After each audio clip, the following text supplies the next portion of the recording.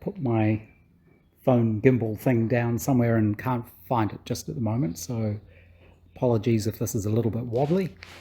Let's see, things. I'm actually taking a long weekend this weekend.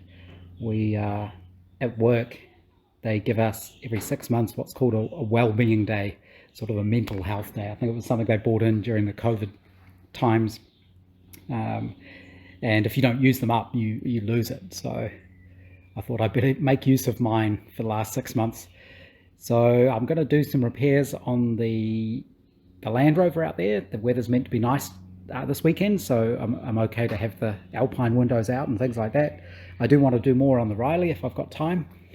I did make the first of the rear hoops, which is that one in there. The reason I did that is because I realized I need that in place so that I can get the right fair curve on the front one. So this all needs to be shaved down, of course, but what I want to be able to do is lay a stick from the radiator, which is why I had to build the radiator surround, all the way along to that point at least, and then that will give me the right curve for the front half of the body. So I need this in place. What I'm thinking of doing is the bottom rail here is obviously split because you've got the axle there, so there's just a short piece here and there's another piece here which curves around, and that's kind of the back of the cockpit. So the door finishes here and there's a little curve piece that goes in there. So I may make just that curve piece and just this back piece. The rest of this gets a little bit tricky because you've got the boot opening and you've got the opening for the axles and things. But if I can get this so that I can clamp it down in the right place on the chassis at the right angle, and I believe that's more or less the right angle. It's almost vertical but not quite. It varies. If you look at pictures of period ones, it's hard to tell. So that's pretty close. So that's what I want to do on the Riley this weekend. But as I say, I'm working on the Land Rover because I'm trying to figure out, stop all the problems with the leaks and things. Now, I did figure out exactly where it was leaking from. It turns out it was the rear drain tubes. So we have a look. You can see I've got the Alpine roof out, Alpine window rather. Here's one of the rear drain tubes. This was blocked, but it was blocked right at the bottom end. And I did actually test the front ones.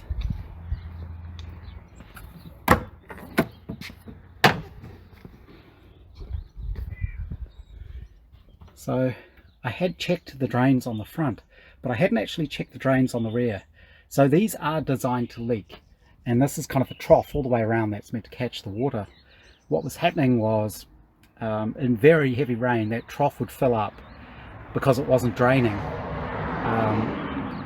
And then if there wasn't quite enough rain, it wouldn't actually drip inside. It would just fill up the trough and then stop.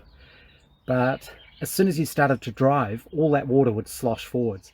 And that's exactly what happened to me a couple of days ago. So it had been raining most of the day, all night. There was no water inside the car until I moved it. And then as soon as I moved it, it all sloshed out of that trough and I realized what was wrong. And I just had to sort of blast them out. They run down the rear door pillars and they poke out the bottom actually. So that, I think, is where the leak was. It's designed to leak there. Or rather, I don't know if it's designed to, but they expect it to. So that's why all that trough is in there.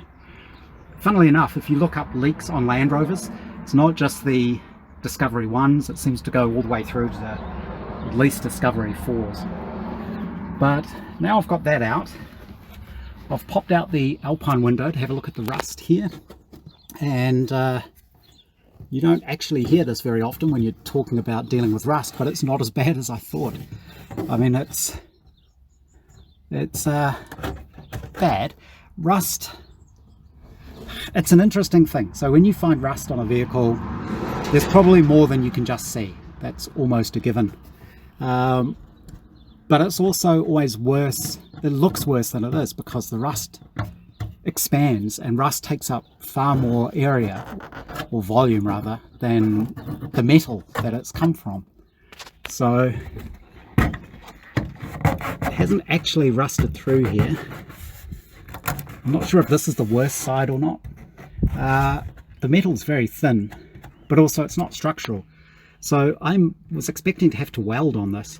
I may actually just cheap out and get rid of all the rust, clean it up, wire brush it away, and then just rebuild the edge with sort of metal epoxy filler, because it's not structural. There's more than enough there to hold the window in place. I just need it not to be rusty. So that may be what I end up doing. I did get some paint matched so I can make it all nice and tidy. I will also take out this window as well, of course. So that's kind of where I'm at with the Landy. So the next thing's going to be wire brushing that. Out. If we look up in here, focus. I'm outside and it's actually quite a nice bright day, so it makes it hard to see what's on the screen. But yeah, I should be able to clean all this out and repair that, and then just touch up the paint, and then I'll do the other side as well. I was expecting that to take all weekend, which is why I thought taking Monday off would be a good idea. Other little things on the go, of course, are the tank for the little bike. I also picked up some fuel line for it today. I may end up taking the carburetor off this because it's pretty filthy. Should be easy enough to pull this off and put it through the ultrasonic cleaner. I did buy some proper sort of it's not actually carb cleaner, but it's sort of workshop cleaner. It's for carburetors and things like that. So I'm quite keen to give that a go. I have put one of my old dead SUs through it already, just to see what happens, and it cleaned that up pretty well, because I still have those amels up there on the shelf, which I should look at rebuilding and use on the Riley. So lots of little bits and pieces to do. The other thing I've been looking at recently is, I think I've mentioned that in winter, because this is an uninsulated shed, I do have problems when the dew point's low enough that I get condensation on all my tools and things start rusting. So I oil everything down all the time. I'm actually using the Slideways oil that came with the mill because it's really thick and goopy. You can see it's quite syrupy, so it coats everything really nicely. There's my oily rag there. So I've looked at a few ways I could fix this. The proper way would be you would fully line the inside of the shed. That would be a pain in the neck to do that now. Also, it's quite expensive. I also invested in a little a desiccant dehumidifier. I do have another dehumidifier, a normal sort of condensation type one. But the advantage of the desiccant ones is they'll work down to very low temperatures. It never really gets to freezing here. We might get the odd frost and that's about it. But it definitely gets cold in here in the middle of winter. So this will help extract some of the moisture from the air. It's not really, you'd need probably 2 of these for a 100 square meter shed like this. But that'll help. The other great thing about this is it's been perfect for drying out the Land Rover when it's been outside and it's leaked. It just completely sucks the moisture out of the air and stops it smelling as well. That works really well. And the other thing I've tried to do is improve the ventilation in here. I don't know if we can see it. So up there I put one of those whirlybird type wind driven extractors up on the roof. It was easy enough to install, but it was quite hard because the roof's quite tall and it's on quite a steep angle, so it was hard work, and it was hard work cutting through the the metal, because it's not corrugated, it's got this kind of square corrugation, which made it hard to cut through. But that just gets powered by the wind, and that just provides a little bit more airflow across the shed, because there's a big gap above the top of the roller doors so air can get in there. I'm hoping it'll remove some of the hot air in summer. Already, we're not even really into summer yet, and already I've seen it over 40 degrees in here. It's not too bad once I open the doors and things like that, but I'm hoping that that little extra piece of airflow will help. It definitely can't hurt unless I've installed it wrong in the roof leaks. But I'm going to keep going with the Land Rover and we'll see how we get on that. Actually, first I may take the carburetor off the little bike and chuck that in the ultrasonic. It's been a busy day, as you can see from the mess. Probably tidy up tomorrow. I've mainly been working on the Land Rover, but I've been doing other little bits and pieces. This is the fuel tank for the little bike. That's done in primer now. I could keep priming it and sanding it and filling it and doing that until it's perfect, but the rest of the bike isn't going to be perfect, so I think that's going to be good enough. You can still see a dent up in there I wasn't able to get rid of, but that's okay, it'll be fine for a muck around bike. I'm going to let that primer dry overnight, and then tomorrow, if it's a nice day, I'll do the white top coat. The bike we'll come back to. So the Land Rover, again, I've just primed around the edges. It's getting fairly late and I'm getting tired and lazy, so I've got runs in it, so I'll have to sand those out tomorrow. But I ended up building up around the edge just with some of that metal type filler. That's worked fine. I've left it fairly thick on the other side. This side was nowhere near as bad. It hadn't actually rusted through. There was just a little bit of rust there and a tiny bit of surface rust in one other corner. So I've cleaned those up. Tomorrow I will give it a quick sand down. I might put some high build primer on it just to get rid of any of the scratches. It doesn't really matter because the rubber seal covers everything, of course. But what I will do is, when I put the rubber seals back in, I think the problem is that the seals end up getting old and lifting a little bit. So I'll use some black, some of the non-permanent setting black silicone type stuff. The sort of, it always stays slightly tacky, and I'll put that around the seal before I put it back in. So I'll just seal out the edge, so there's no way that water can get in there then. And that should stop it rusting, hopefully. Now the bike, that was interesting. I took the carburetor off, that's it here, and put it through the ultrasonic cleaner. That does a pretty good job. I think the solution I've got actually works better on steel than on the alloys. So there was so much gunk and oil and dirt and stuff on this. I actually had to scrape a lot of it off, but I put it through the ultrasonic cleaner a few times and it did actually come up really well. I used sort of musty ones technique of not really looking in the instruction manual. I just took it apart carefully and then put it back together.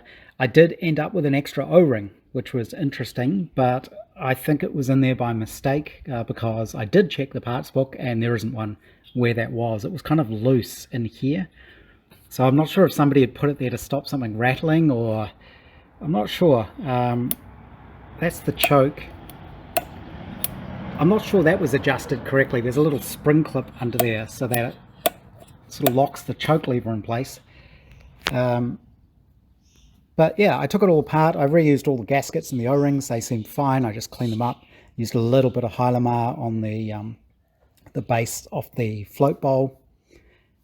I haven't put on the overflow pipes for the fuel yet. I need to get some more of this sort of Tygon tubing. I got that today for the fuel line, Didn't think to get smaller stuff for the overflows. But cleaned it all up, cleaned up beautifully. The rubber hairs, you can get these, I think the chap I was buying parts off, I think he gets these remanufactured. That's interesting. I haven't heard from him in a while. I've still got about $700 worth of parts to come from him. The last I heard from him was about 2 weeks ago, but more than 2 weeks ago, when he said, yeah, I'll be sending them tomorrow, but nothing yet. So that worries me a little bit, but I suspect this guy's just not very organized. What else? Took it all apart, cleaned it up, reassembled it, and the first start was very interesting because I thought the problem would be I wouldn't be able to get it to start again. The problem turned out to be that it started no problem and then basically was stuck on wide open throttle.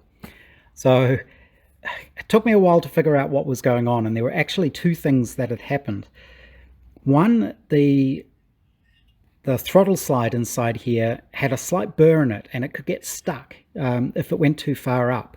So just on one edge, I don't know, I'm pretty sure I hadn't dropped it or anything. I was quite careful with it, but it had been dinged up somehow. So I used some 1500 grit sandpaper, wet and dry, and some red scotch just to clean it up, just to polish the outside. And that worked fine, that fixed that up. But then the second problem was a lot more interesting. So, I'm not sure if we can see it. On the other side. Yeah, you can just sort of see it there. So the throttle slide has a groove cut in the side of it, and there's a pin that goes through the body of the carburetor that rides in. And what had happened is that pin had backed out. I didn't remove it when I put it in the ultrasonic cleaner. I suspect it was just the heat and the vibration actually made that pin slide backwards, slide out. So when I put the throttle slide back in, it wasn't holding its position and it twisted, and that's how it jammed. So all I had to do was take it all apart again, tap that with a brass drift, and it was still tight. It just went back in, put it all back together, and everything's now fine. It starts up fine, and it works, seems to work as it should. I may need to adjust the carb a bit. I just basically put it to the initial settings. There's not a lot to adjust on these. There's a mixture screw here, and this is the idle screw that you can adjust.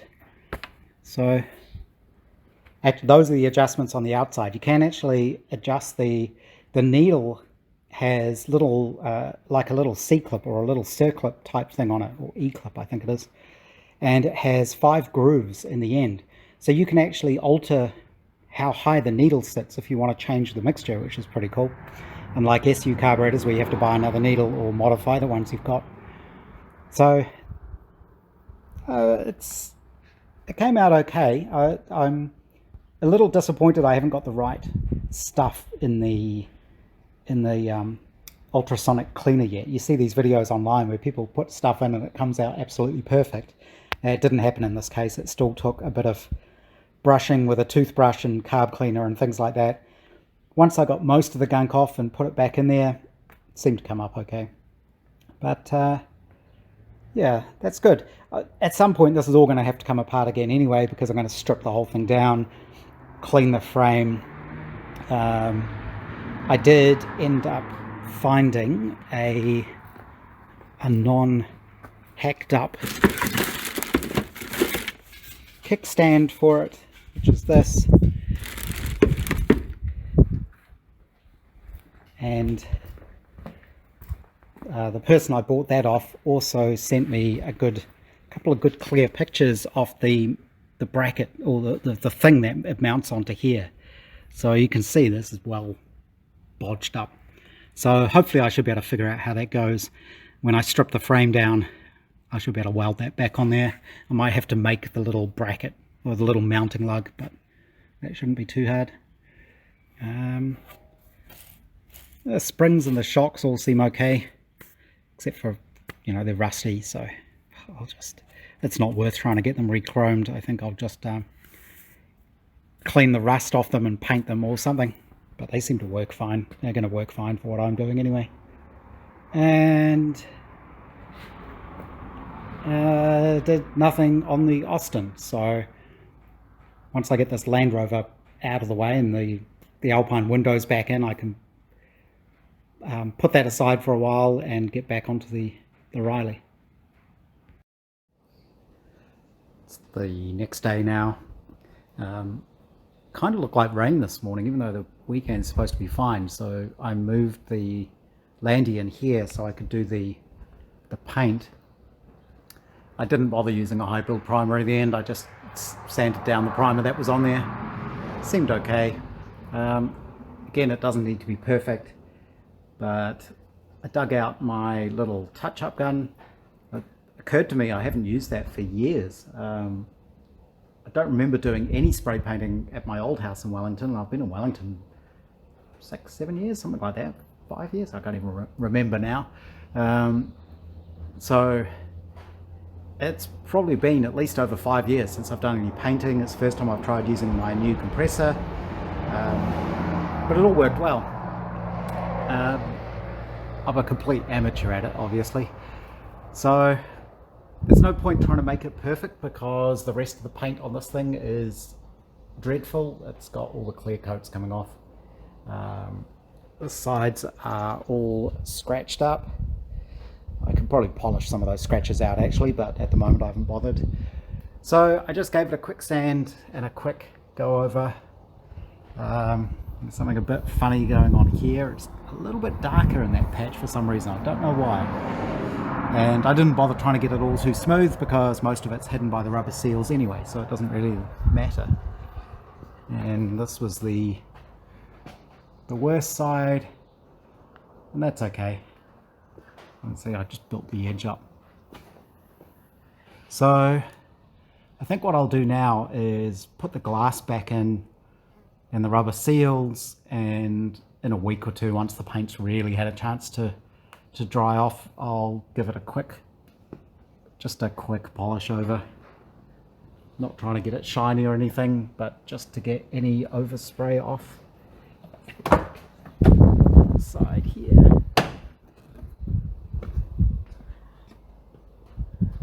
Just sort of quickly touched up on the inside as well.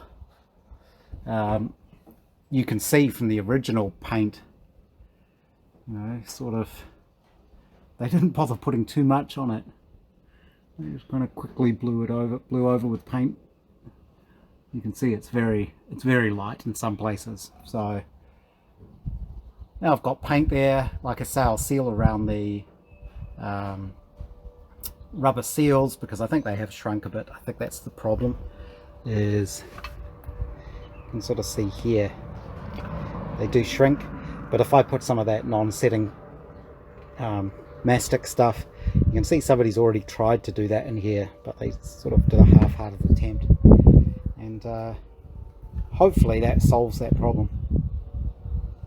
Oh, I found my gimbal, by the way. It was sitting on a bookcase in my office, sort of hidden, so I don't know why I put it down there.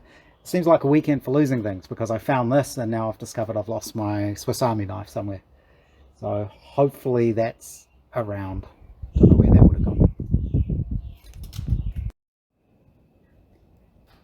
And because the painting on the car went so well, I thought I'd paint the fuel tank, at least the inside, the bottom of it. The white paint is quite tricky to use. You need to put on lots of coats, and I got a little bit carried away, and so I've got runs in the paint. So what I'm going to do is I'm going to leave this for a few days, let the paint that's on there harden, and then I'll gently sand some of that back, sand out the runs. See another one there, and then I'll be able to paint the rest of it, hopefully. But that white paint should go okay. Like I say, you need lots and lots of really thin coats. This is acrylic lacquer, so it dries pretty quick. So hopefully that'll be fine. I did retest the motorcycle this morning, and yeah, that's working well now. It starts really easily.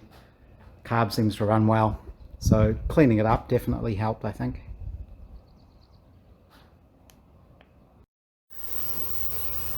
put the Alpine windows back in, the glass and the rubber seal, but I haven't put in the little locking strip yet. I think what I'll do is I'll leave these overnight just to make sure the paint's really dry, and then without the locking strip I'll put in that bead of black silicone stuff underneath that edge all the way around, and then I'll put in the lock strip. I did consider putting the stuff on the strip before I put it in, but I figured that would just get way too messy. And I just realized I've got a bit of overspray there to get rid of. The other thing I'm doing, since I've got the headliner down and I've got access to all the drain tubes, one thing that annoyed me more than it really should is this is the rear window washer, and that's never worked. So I decided to look at that. I've blasted the tube out with compressed air. You can see there's a bit of grime and stuff in there. I may end up trying to wash something through it to clean it. I'm not sure, maybe a bit of vinegar and water or something like that, just to see if that'll help wash it out. But it flows okay. And I traced that back to the washer bottle, which is here, and if you can see it, this is held with 4 bolts. It's easy enough to get out. There's 3 little electric motors on it. The one down there is for the windscreen wipers. This bigger one was actually for the headlamp washers, but the little nozzles, there are little nozzles that bolt on here, were all smashed up on this. So I've removed those and I've taken those off. So I've just left I leave the electrical connection to that one disconnected so it doesn't try to power it and pump water nowhere. Now this is the rear one, and what I found, you can see there's this piece of pipe here bridging the gap where one of these little things used to go, and I think it's a one-way valve. And I suspect the reason it's there is so that you're not pumping water, so the water can't come back. So when you power the pump, it doesn't have to pump water all the way down the tube, because it's probably going to drain back through into the bottle via gravity. So you don't really need it. It'll work without it. It just might mean you have to run the motor a bit longer to get the water all the way down the other end of the car. The annoying thing is I do have some little one-way valves from fish tank type stuff, and I just don't know where they are. I'll put them somewhere safe. I can remember exactly what they look like, I just have no clue where they are. So for now I've bypassed it with a little piece of copper tubing, and you might be able to hear the buzzing in the background, but I've got the nozzle from the rear of the car and that little one-way valve, which I can't blow through either direction, in the ultrasonic cleaner, just to see if that can free them up and jiggle it loose. So that may work, but this will do for now until I can get another little one-way valve thing. The other small job I was doing is, this is the rear housing for the high stop lamp, and this, I wish I'd got a picture of it beforehand. You might be able to see it in one of the other bits of film before I took it off, but this was effectively really light grey. It was just so filthy. Most of that grey was dust. I was able to scrub that off. But then the problem with old cars like this is this black plastic they use everywhere goes grey over time. That goes grey, the plastic on the bumpers, it all just fades. I wonder what it's going to be like in coming years for cars like the new Minis and things like that, where there's just so much plastic on them. They'll just look like rubbish, I think. So I've been trying to play around with the sort of stuff that you're meant to use to bring those back. There's this stuff, doesn't work, it's kind of a cream. What I ended up trying was this, which is actually tyre cleaner and tyre spray, and this seems to work a lot better. So that's what I've sprayed on here, and it's come up fine. I've just got a dirty old rag saturated in the stuff now, and I just wipe it on with that, spray it on and wipe it around with this.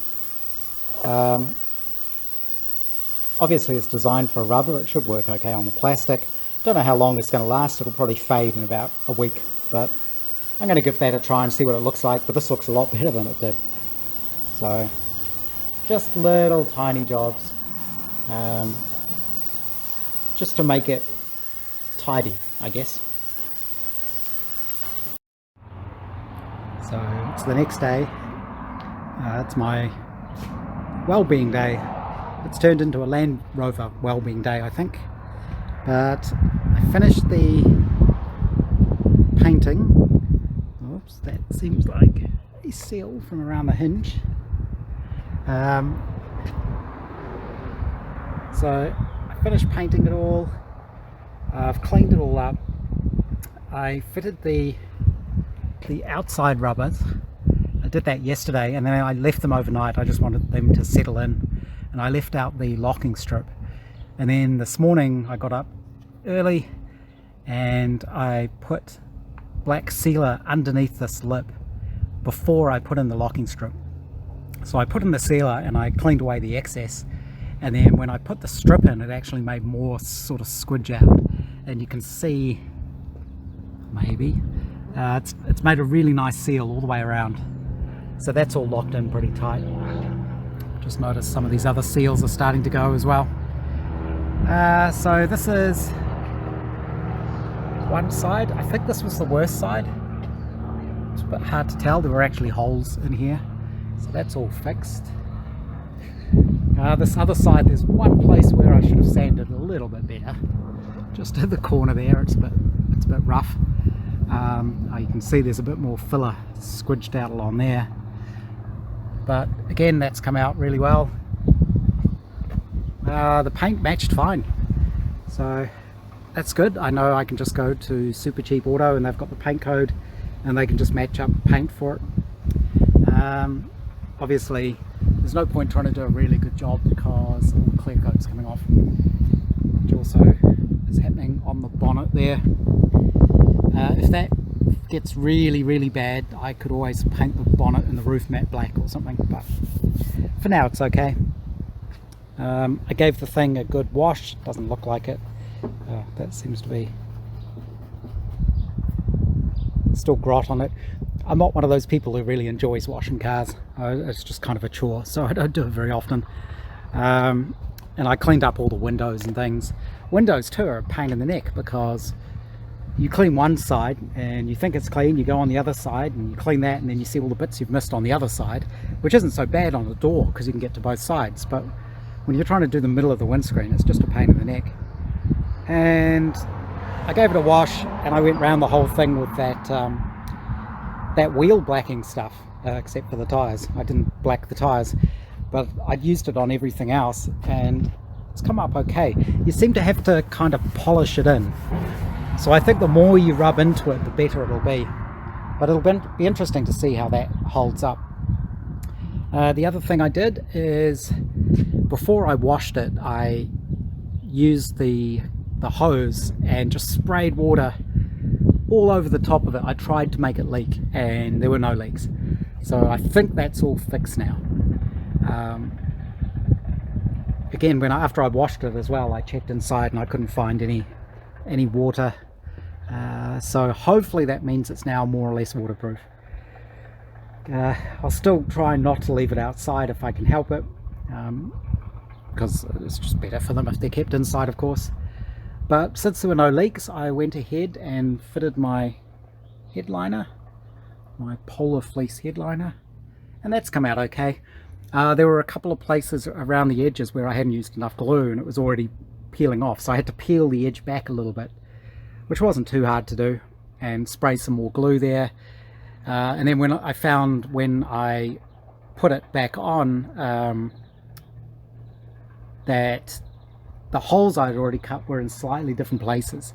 So there's a couple of places I think where I had to glue the holes shut effectively. You can see there it's already not sticking quite so well. So as long as the whole lot doesn't come down, it should be fine. If it really gets bad, I can probably use a syringe and a needle and just inject a little bit of glue behind it, you know, and stick down any places. I've just noticed that I've got the driver's door handle, grab handle upside down, so I'm gonna have to fix that. The trim's all been off before, So there were some clips missing and there were some things broken. One annoying thing was one of the clips for this had broken, so this was sagging.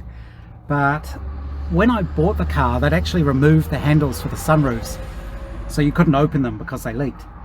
And I had one of the handles and I'd put the other one somewhere and I couldn't remember where I put it. And I knew I had it in the car somewhere, so I checked the glove box and the little compartments and things.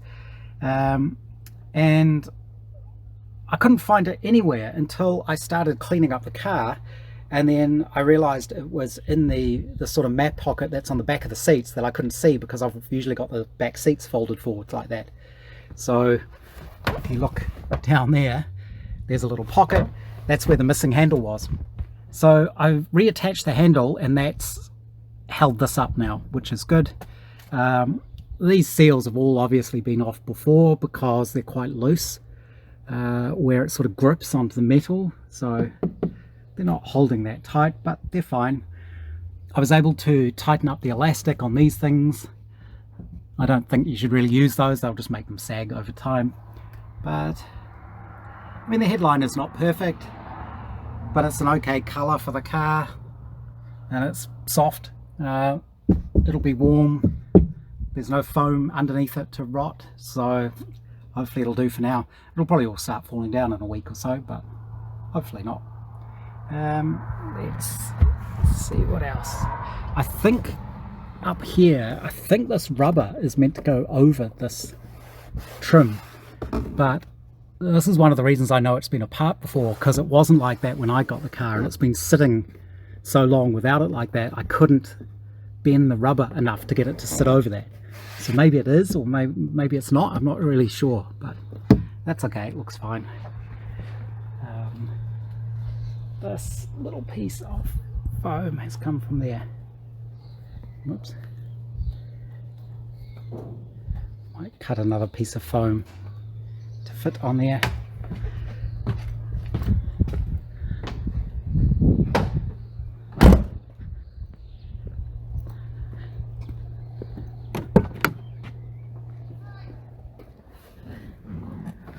So if we look inside it, it's okay, it's not too bad. Getting this console thing back in place, there's little screws up in these holes, a real pain to get them lined up. So I ended up using a scriber, poking it through the hole, lining it up and using that. This is where you can see that isn't quite gripping. That's okay. And of course, while everything was off, I had a good chance to clean it. I cleaned everything up. It's come up all right. Poor old thing. This was another place where two of the trim clips had broken. So I've actually got some Velcro in there, which isn't sticking very well, just to help hold it in place. It should be tight like that. It's just sagging a little bit. I haven't checked if all the speakers and things still work. The other thing I did, because I was working on it and it annoyed me, was I popped out the vents and I cleaned them because they were full of dust and they're just a real pain to clean. So just warm soapy water and a cotton bud basically, and then I put lots of plastic protector stuff on them just to re-blacken them. That stuff wears off pretty quickly though, I think. So it's good. It's not a restoration. It's just a solid little car. I'll just try and keep it going. I really want to get another transfer for there, but I'm not sure. Again, it's one of those things I have to get from the UK probably, and it'll be expensive to get it sent out, but it'd be nice to replace that. Mechanically, it's all pretty good. The cruise control doesn't work. I've replaced the hoses on that, but still doesn't work. There's the button for it there. The button comes on. I'm not sure what's wrong with it. One day I'll dig into it. I don't like things like that. Driver's aids, I guess you'd call them. I don't know. I like driving, so it's one of the things I enjoy about driving is trying to maintain a constant speed or a nice smooth speed. You know, I almost treat it like a game really. Just trying to maintain a nice even speed. So I think it's come out all right. I'm going to swap that handle around.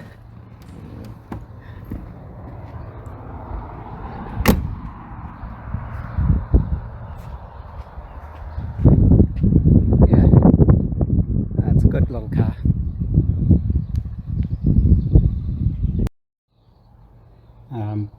Before I forget, this is the sealer I used, self-skinning sealer. Seems to work well. The other good thing is because it never really goes off, it keeps the tube very well. I find most of these sort of tubes, once you've opened them, if you only use a little bit, even if you seal the top, they end up going off. But oops. Yeah. The funny thing is, anyone you talk to has owned one of these, especially if they owned it from new, they love them. Everyone seems to really like them. They think they're quite good vehicles. Nearly forgot something else. This, by the way, is a little humidity and temperature sensor, so I can kind of keep an eye on it to see if it's leaking again. If it leaks, the humidity goes through the roof, of course. But the other thing I did, if we click the little button here, let's see.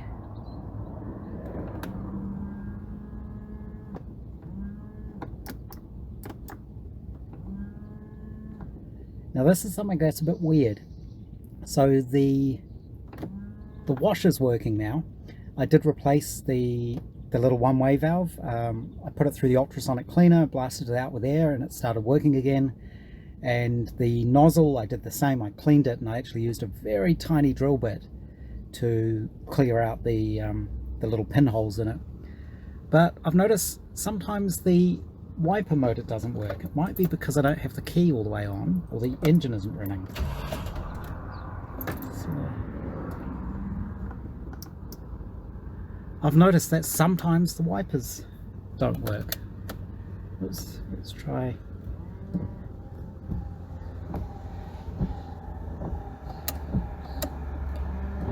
So the front ones work, but every so often the rear wiper doesn't work. But I haven't figured out why yet. Definitely seen it working, so I'm not sure if there's a loose connection somewhere or something like that, but it might just be the balance of things with old Land Rovers. You fix one thing and something else needs to break, so that's still something on the list to do, I guess.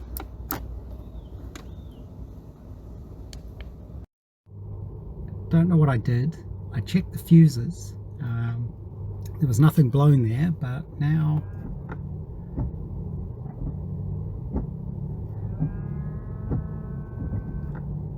it works again. So there's some kind of intermittent fault there, I think. I'll have to keep an eye on that one. So that's all back inside again. I'll move it out when I do more woodwork on the Riley. The little motorbike, I still haven't heard from the guy who's got all the parts. I need to send him another message and maybe start making a few phone calls. But I did order some more parts from a different place for basically new tires for it,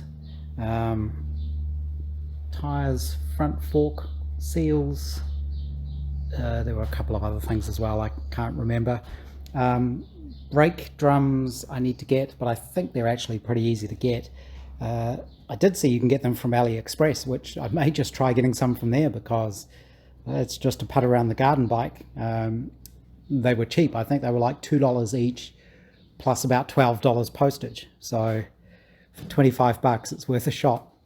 And I suspect most of them are made there anyway. The only other thing was I did fix up the tank. I've sanded out the runs in it and I've recoated the inside and I'll leave that overnight now, and then I'll turn it over and do the outside. The trick with this gloss white is you just have to do lots of very, very thin coats. It takes a long time to cover.